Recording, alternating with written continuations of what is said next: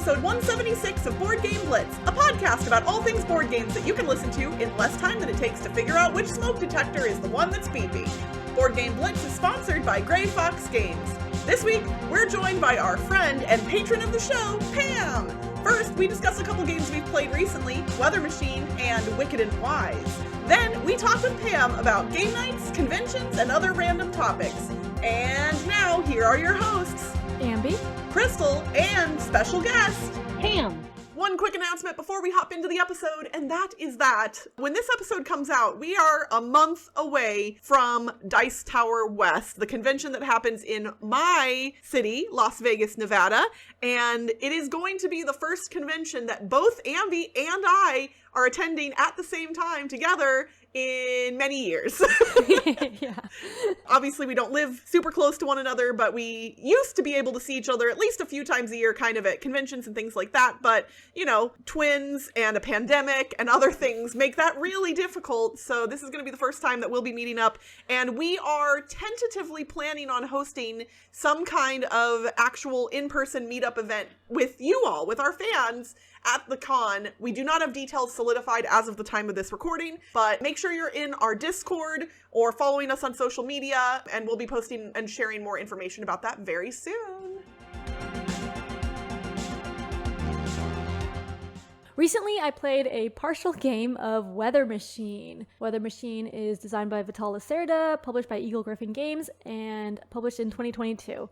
For those of you who know, I used to play a lot of Lacerda games. So Vital Lacerda makes a lot of heavier Euro games that are thematic. So some of his other games that I like are Kanban and The Gallerist and Vinos. So I had a shelf of Vital Lacerda games, which I've mentioned before on the podcast as well. But Weather Machine is, I think, his newest game. I haven't played some of his other newer games, so it's been a while. And this was actually the first time I learned a new, like, heavier game and played it since my kids were born, I think. So that was, like, super exciting for me. Because, like, a lot of times I've been too tired or, like, haven't felt like learning a new game or playing a heavy game, and so it was, like, exciting. Like, I can still do this and I still enjoy it. Yeah, so Weather Machine, the theme is kind of weird.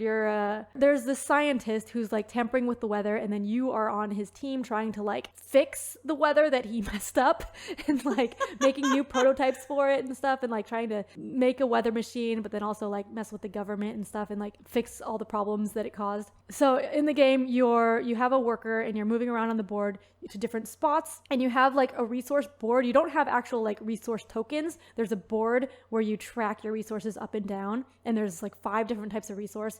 I'm just gonna, like, use icons to describe them, and they might not be the same icons, but for example, like, on one space you would have to spend the book resource, and then you end up getting a brain resource, and then doing some other actions like putting down robots and getting things. And then at another space you would spend the brain resource, and then you get a light bulb resource, and you do other things with your action. And then another space you would spend the light bulb resource and get the book resource. So it's like a rock, paper, scissors type of spending and receiving resource thing.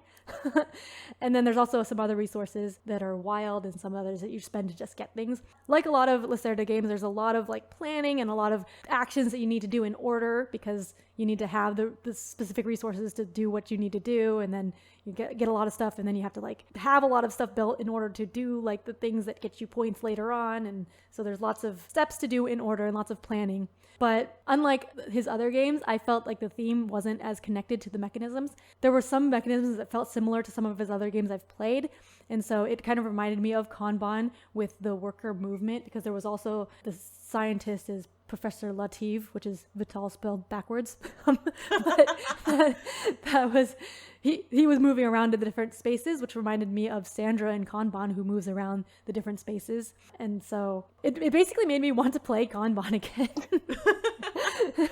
Because, like, I was reminded a bunch about Kanban, and I did enjoy the game because it did have, like, a lot of I like the planning and trying to figure out what you need to do and planning lots of steps ahead and trying to do that. But because for me the theme didn't feel very connected, and I, like, didn't really understand the theme, and I also afterwards I read and other people also said that it didn't feel as thematic as his other games. Like, what makes me excited about playing Lacerda games is that the theme usually matches a lot, and, like, I like the theme part. So, although I enjoyed my play of Weather Machine, it's probably one of my least favorite of his games, which is still like good, but I'd rather play something like Kanban again. So I want to play Kanban again, which I think I can now. Sometimes, well, the thing is, it has to be like when we have only 4 players at our game night. A lot of times we have more than 4 players, which is why we play a lot of party games and stuff. But we did have 4 players like last time, so that's why we were able to play Weather Machine. But yes, that's Weather Machine by Vitala Serda. It's a lot, but it's fun. Okay, so this is not board game related, but we're gonna go on a tangent anyway, because when you say Weather Machine, the only thing that my brain thinks of is one of my all-time favorite amusement park rides from Worlds of Fun in Kansas City, which is where I grew up. Mm-hmm. In 1995, they opened a new ride called Cyclone Sam's. It is an indoor ride, which at that park, there aren't a lot of dark rides, there aren't a lot of indoor ones, and Kansas City in the summertime is like 100 degrees with 100% humidity. It's miserable. So obviously the building was air conditioned. So it was very popular when it opened because part of the line was also inside. So you could both be air conditioned in the line and on the ride. And the whole premise of this ride is that this wacky inventor has invented the Cloud Poofer 2000, and it's supposed to be a weather machine. And then you get on the ride and it spins, rotates, goes up and down, and tilts. And then the walls are painted with like blacklight reactive paint, swirls and wind and like a cow flying around and stuff. And it's just wild. But I just like have such fond memories of it because I was 10 or 11 when it opened. And so it was like, I was like the perfect age for like that type of stuff. And so now I think that Weather Machine should be specifically rethemed for Cyclone Sam's. And it should be like it's that theme, the Cloud Poofer 2000, because that's a great name for a weather machine. I'm just saying. Yeah, that sounds like the theme. So maybe if I had gone on that ride, then I would understand the theme more. Well, I did not play a game that reminded me of an amusement park ride, but I did play a game that excited me very much, and that is Wicked and Wise from Weird Giraffe Games, designed by Fertessa Elise. And I'm not 100% if I'm pronouncing her last name correctly. It's funny because Fertessa is really like coming up as a designer. She's designed a few different titles. And now everyone, I feel like she could just be like a Madonna. Like Fertessa is just Fertessa. Like if I say Fertessa, people are like, oh, I know who that is. So this is one of her first published games. She has a couple others that are either coming out or already released. And Wicked and Wise is a trick-taking game. It is a team-based trick-taking game which you can play with anywhere from 2 to 6 players. You can also play with odd player counts, but things get a little weird when you do. So I'm specifically going to discuss the way the game plays with an even number of players, so 2, 4, or 6 respectively. Each team has 2 players on it, or in a 2-player game, 1 player taking on 2 roles, basically. And the 2 roles for each team are the dragon and the mouse. Dragons are the only ones who can win tricks. Mice can never win tricks, but mice can play cards for their powers. So like in a normal trick-taking game, you're playing cards and looking at the color of the card and the number of the card. You usually have to follow suit. That is the case in this game as well. If you have the same color card of the card that was led, you must place a similar colored card, even if you're a mouse. But dragons are playing their cards for their numbers, and mice are using the powers on their cards to help their dragon. So the way the play goes, it goes the dragon who leads, the other dragon, and then the first mouse and the second mouse. And then it goes back to the dragon number 1 and then dragon number 2 again. So the dragons each play 2 cards into a single trick.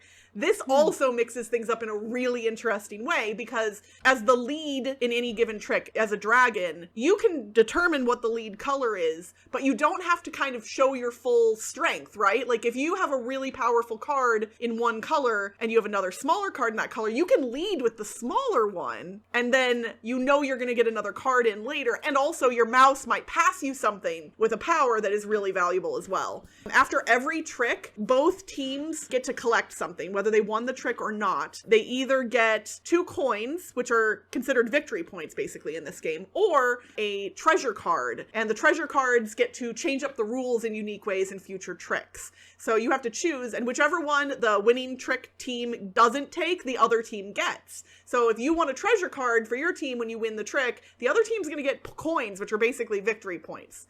On top of all of that, there are also goal cards. Every round of the game, and there are 3 rounds in total, each team gets to draw goal cards. The dragon gets to look at a number of them and then pass some of them to their mouse, who then gets to choose a certain number based on the round. And those goals are variable, so you're not just always looking to win a bunch of tricks. Sometimes you might want to win 0 tricks, or all 5 tricks, or you might want to try and collect the most of a specific suit. There's a lot of different goals, and in certain rounds you can even play more than one goal out. And at the end of the round, for goals you meet, you get the coins listed on the card. For goals you don't meet, you lose half the amount of coins listed on the card rounded down. So by taking a lot of goals, you could potentially win a whole bunch, but you could also lose stuff.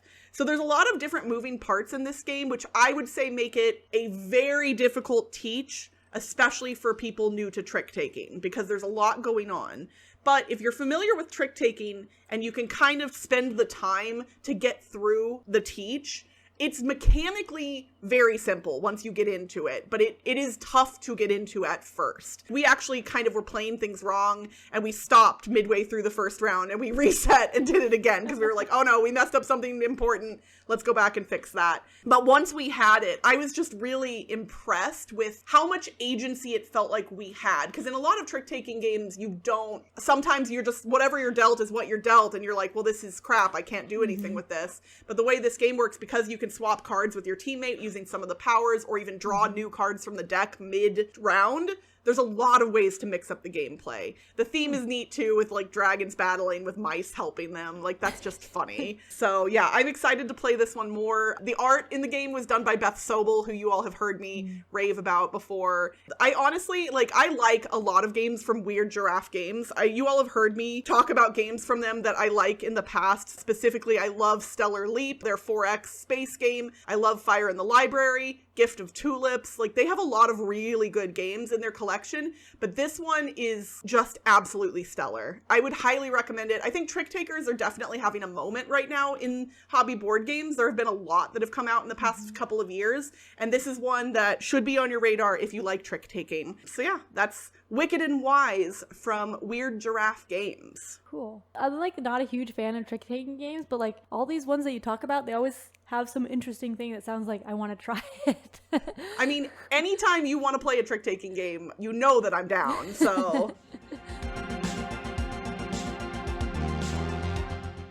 All right, so we're bringing Pam back into the conversation. Pam has been a supporter of our show for a really long time now, and honestly, she's become my very good friend as well.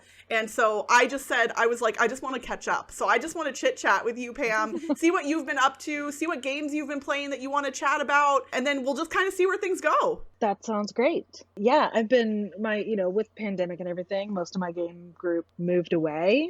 So we play online. We actually play more regularly now for some reason. Isn't that funny? It is. It is so weird, but we were very flaky before, but now we're religiously every Tuesday we are going to play online something. Even if only 2 of us show up, we still do it. BGA has been amazing for that, because all the games that we want to play are on there. And I had a huge moment this week. I love, love, love engine builders. And I am so terrible, because I always change my mind. I'm like, okay, I'm going to go this direction. And then there's a cool card that comes up oh, I should go that direction. And I will do that the entire game until I haven't even decided what I'm going to do yet. And somebody won. I'm like, wait, I hadn't picked my direction yet. But I absolutely love Gizmos. It is probably my favorite engine builder. And I won on BGA for the first time, live, virtual, or any other way, yesterday. And I was so happy, because I'm like, okay, I'm going to go yellow. Everything in my life is about yellow. I'm going to stick to it. And it worked. I will never do it again. Because you won't stick to anything again? I won't stick to it. It's just too much commitment. Gizmos is a really fun game. It is. It is great. And I hope to someday get the 3D printed fancy version that makes your Gizmo tower into a nuclear reactor. Ooh. It just looks so cool. Instead of the cardboard, I want the plastic nuclear reactor, because that's awesome. And yeah, because why wouldn't you want that, right? Exactly. Exactly. So that's like my recent board gaming success, which was very exciting. What games do you tend to play the most on Board Game Arena? I've kind of switched out. I was playing a lot of Res Arcana. Okay. Lately, it's been more Gizmos because I want to get really good at it, and I'm not. And then actually, I like Obsession on Board Game Arena because it takes care of all the upkeep. All the fiddly games, I'm very tactile, so I love to play with all the bits. Like, it hurts me to play virtually sometimes because I want to touch the stuff. But games with upkeep, it's so nice when it just does it for you. I think that's another reason that I'm really liking Gizmos a lot, because it doesn't let you forget to trigger something. Okay, yeah. I always am like, wait, did I do this one? Did I not do this one? So that, and then Space Base. I've been playing a lot of Space Base. Oh, yeah. Too, I think Space Base is actually my most played game on Board Game Arena. I have played it a lot of times, but honestly, I would love to play Obsession with you at some point. I've played it once IRL. I've never played it on BGA, and my friend Kathy, who is amazing, is the one who brought it over and taught it to me, and she also included, I think, the first expansion, and so we had more types of workers, and I was able to grok it, but only barely. And like, it was hard for me to remember which workers could do which things. And so I think playing it in a digital space might help me a little more, because obviously it'll just be like, yeah, you can't put that there, Crystal. So yeah, exactly. And it's one that I've played a few times at conventions. I don't own it. And like, I'll play it, and then the next convention is 6 months or a year later, and I have to relearn it. And the rule book is not my favorite, so playing it on BGA enough times, now I think I could just sit down and play the real live version with a lot less rule book searching, which is usually what happens. So yeah, I would love to play it with you on BGA, or perhaps in person someday soon. Yes, that would be awesome. Dice Tower West. Yeah. Dice Tower West. Yeah, I wish we had details about whatever we're gonna do for our meetup at this point. I'm really excited to see people again. Like, because I didn't go to PAX Unplugged in December, so is the last con I attended Dice Tower West last year? I think. Maybe, yeah. Yeah, I didn't go to any other board gaming related things. Oh, well, so I went to a convention more recently than you did. Yeah, you went to I went to KuppleCon, right? KuppleCon, yeah. That was like the one that I've been to in the last 4 years. Yeah, I went to like a small group friend con kind of a thing in like September. But that was, a very, like, I think there were like 10 to 15 of us total. Oh. It was, that's like a T-con type thing. Yes, kind of like that. Yeah. And honestly, truthfully though, for those of you who are listening, if you've ever considered doing that, like renting a big space and bringing a bunch of your friends and just hanging out for like a few days playing board games, highly recommend. Like, it is very fun. Well, Ambie, so you said your game group has been usually having more than 4 people, so you've been playing a lot of party games recently. Yeah. What of the party games that you all have been playing, like, which ones have kind of like are sticking around, do you think? Because obviously not every single one is going to keep coming back. Yeah, so this last year, since like, I think the first time we played it was January of last year, Cross Clues has been our go-to party game for a while. We really like it. So I mentioned this on our YouTube videos too, because on YouTube I have like a monthly recap of all the games I played that month, and Cross Clues comes up all the time. But Cross Clues is a word party game. It's a real-time cooperative word party game. So, there's a lot of word party games out there, and my group likes all of them. So there's like Just One, Codenames, So Clover, all of those games. But so with Cross Clues, it has a grid, A through E and 1 through 5. Well, there's different variants, but we play like the expert mode, which is a 5x5 grid. And then the A through E has 1 word each, and the 1 through 5 has 1 word each. And then each person has a card that has a coordinate, like A3 or something. And so you're giving a 1-word clue to point to that intersection of those 2 words. And everyone has a card at the same time. There's 25 cards in the deck, so it's like 1 of each. And so you're all like thinking of a clue, and then you just give it whenever you want to, whenever you're ready. And then whoever guesses, people like discuss, and then they say the number, and that's the final guess. And this is all real time, and you get like 10 minutes to do it all. So it's a combination of word party game, which I like, and real time, which I like. And so like you're always doing something. There's no like pausing while you're waiting for someone to give a clue, because you're also thinking of a clue while you're waiting for other people to give a clue. So you're always involved in it, I think, invested in it. There's no Yeah. like waiting. So that's why I like it a lot. And it's also only 10 minutes. So we're like, oh, we have over 10 minutes left until 10 o'clock, which is when we kick people out. And so it's like, okay, we have time for cross clues. Let's go. That's awesome. I actually was thinking of you and your group yesterday. Greg brought over the new Repos party game, Fast Facts, which I actually hadn't heard of. I haven't heard of that either. I'm looking it up now. So it's kind of the next in their series after Just One and So Clover is Fast Facts. And what it is every player has a little marker board and they're all colored differently and they're indented on both sides. And the reason that's important is so you can slide them across the table without wiping off the back. It's cooperative. You draw cards from a deck and they make you like rank yourself or your own opinions on a scale based on something. So like one of the ones we had was, how early do you show up for an important meeting?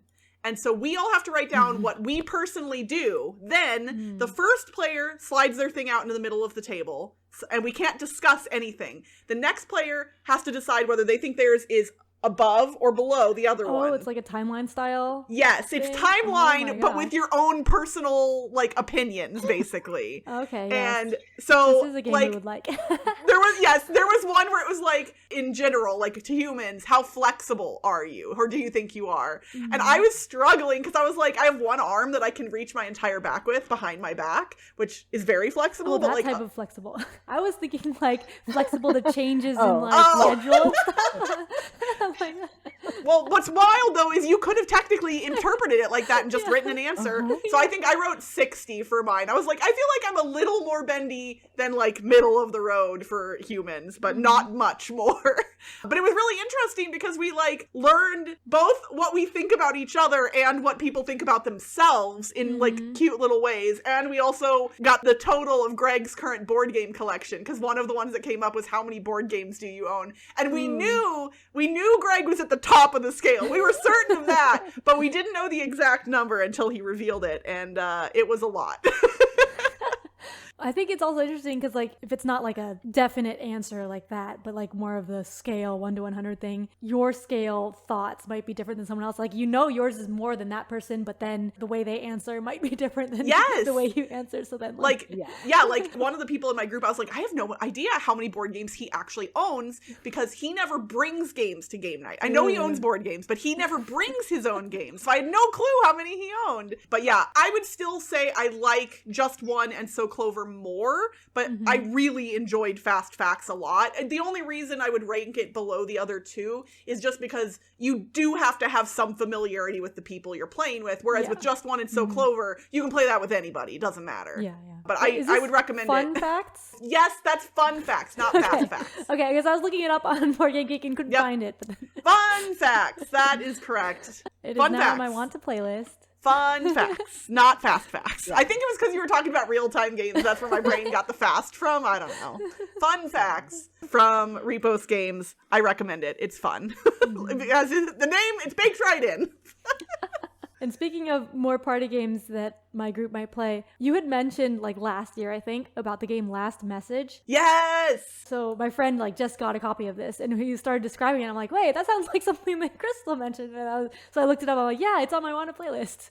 So it's like the Where's Waldo of board games, kind of. Like Where's Waldo meets something. I forget what he said. But like someone's giving a clue, but then like they can erase part of it. Yeah, you do drawings and words, but you spread them out over a grid, and then the person who got murdered can erase some of the boxes. So like I'll write, a word over a bunch of boxes and they'll erase some of them. And so then when it gets passed over to the other people, they can see like TRE, but they don't know what the rest of the word was. And so they just have to guess. Yeah, I was thinking I hadn't heard of that one, but then when you said you erased part of it, I was like, oh, yes. Yeah. I had just forgotten what it was called. So. Okay. Yeah, I can bring that one to Dice Tower West. I mean, what's nice about me living in Vegas is technically I don't have to plan in advance for anything. I can go one day and somebody can be like, hey, bring this. And I can be like, okay, and then I'll go home and get it. So I assume I'll be playing it this week because he just got it and mentioned it. So we're like, okay, let's play Tuesday. Well, I will be curious to hear how you enjoy it. So Pam, you said you are going to be attending Dice Tower West as well, right? I will be there, yes. I am going on actually Sunday. because I just think Vegas is a lot of fun, and I can work from the Vegas office for a couple of days and not have to take 2 extra vacation for travel. So I'm looking forward to being there, very much so. That's pretty awesome. I mean, if you're going to come into town early, you could theoretically hang out with your friend Crystal, too. Could, but... Well, a certain wonderful content creator named Benita is actually going to be staying with me the night before the con on Wednesday night, because her hotel isn't until Thursday. So I'll have another board gaming buddy hanging around, too. So maybe we can make some plans to do something before the con. Totally, that'd be great. For me, I know sometimes when I attend a convention, sometimes I have like a longer list of games that I'm interested in trying to play if possible. And then often I have like one bigger game specifically that I'm like, I really want to try and get this played. And for last year for me, that was teaching Return to Dark Tower to some people. So do you do that? Do you have like something big in specific, or do you just kind of go fly by the seat of your pants? I'm mostly fly by the seat of my pants. I might have a couple of ideas of games that I want to try out or have somebody teach me. But because I can't commit to anything, that doesn't generally last very long. And I just like, oh, that group has a game and a green flag. I'll try that. And most of the time it works. And sometimes I want to have an chew your own arm off in the middle of the game and get out of it. But that doesn't happen very often. Yeah. I mean, that's a risk with any public gathering of any kind, right? And I will say it's almost always the game and not the people. I mean, right. I rarely meet people I can't tolerate at a gaming convention. I meet them everywhere else in my life, but less so at gaming conventions. So yeah, I'm very seat of the pants. I don't really have anything that I have to learn. Although I will say, Ambie, I have never played a Lacerda game. So if you have time where the I don't know where the yeah, like the time might be a challenge, but I would love to learn one. I hear fantastic things, and I've looked at Gallerist, and it seems quite amazing. So maybe someday. Yeah. There will probably be other people that want to play too. But yeah, I don't know if I'll have the time to play any games. Yeah. You're coming to a board game convention, you're like, yeah, I don't know if I'm going to play games while I'm there. Yeah. Toddlers. I mean, having the boys. Yeah, that. So if you did have to choose a game that you really would want to play at the con, let's say you find a block of time, right? Like, let's just imagine you have a block of time. Is there a game that you, if you found that time, would be like, yes, that is the one I want to play? I don't know about one game for me. Yeah. So like I keep a running list on Board Game Geek of my want to play games. So usually I just like look at those. And when I actually am going to be at a convention, back in the day when I would go to a convention, I would like look at the library and see what they have in there and like research ahead of time and then have a list of games that I was interested in the library. Basically the intersection of my want to play and then the ones in the library.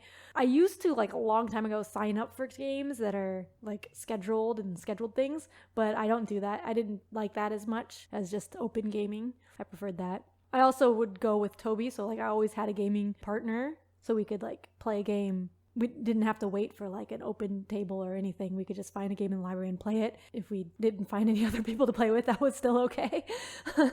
So yeah, we would just go. And if we see a game in the library, it's like, oh, this was on my list, or like this is something I want to play. So like I can't think of anything specific that would be the one game I want to play, but there's a lot on my want to play list. Well, that's awesome. Well, if there are any on your want to play list that are ones that I own, you know, obviously, like let me know. I'm happy to haul them around as a just in case, or stash them in a room somewhere probably. But I could just send you my want to play list. You should definitely do that, 100%.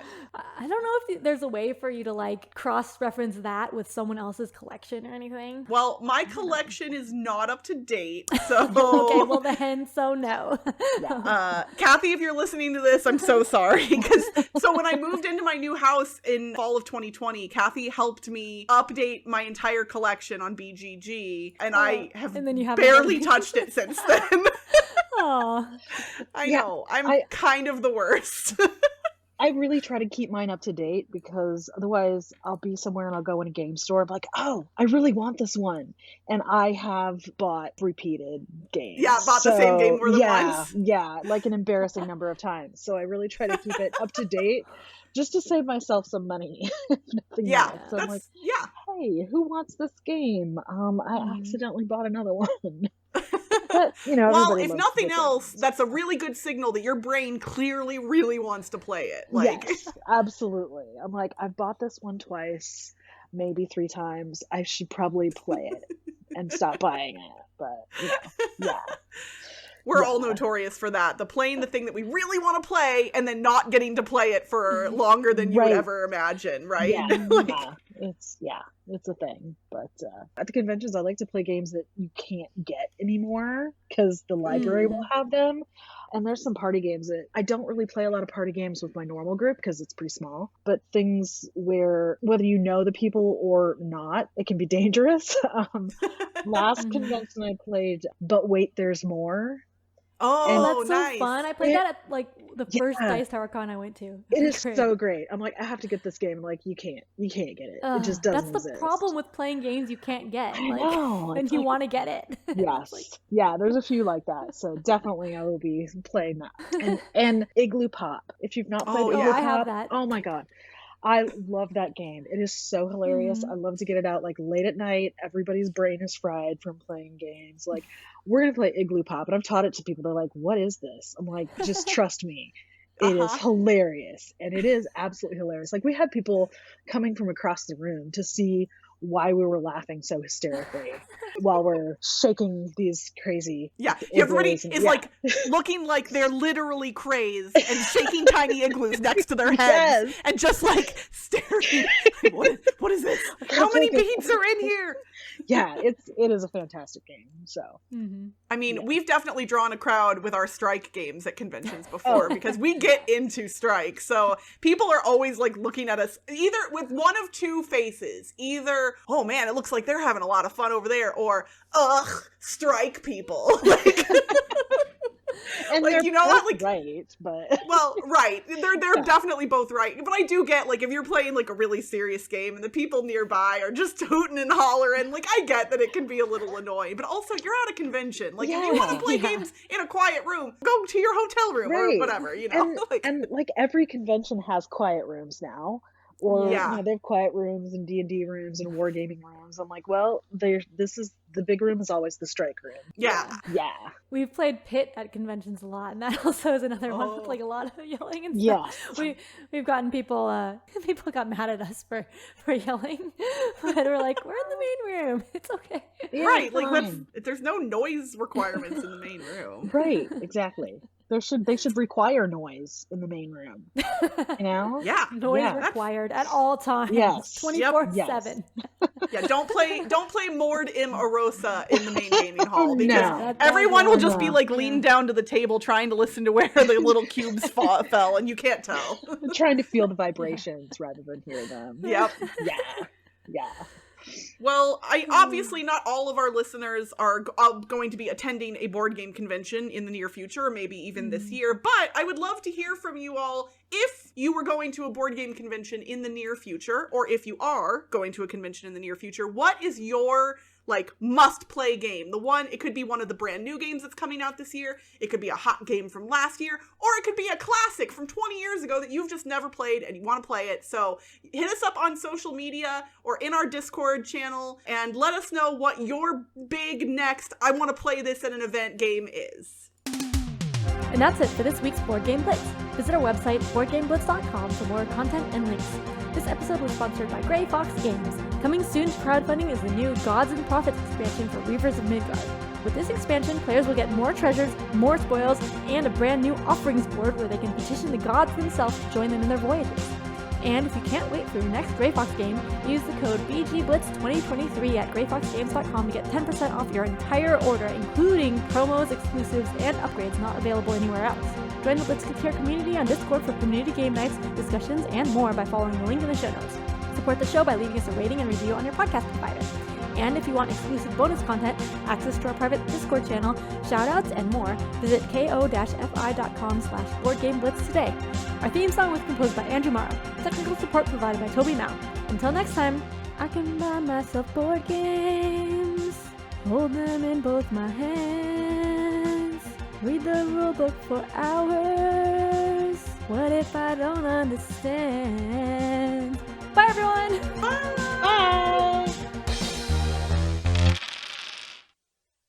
Technical support provided by Toby Now. The technical... I always say... How do I always mess up on, on Toby's name? Okay. Technical support provided by... Technical... I can't even say that. This is going really, really well. Yes. It just got better and better with everyone. Okay.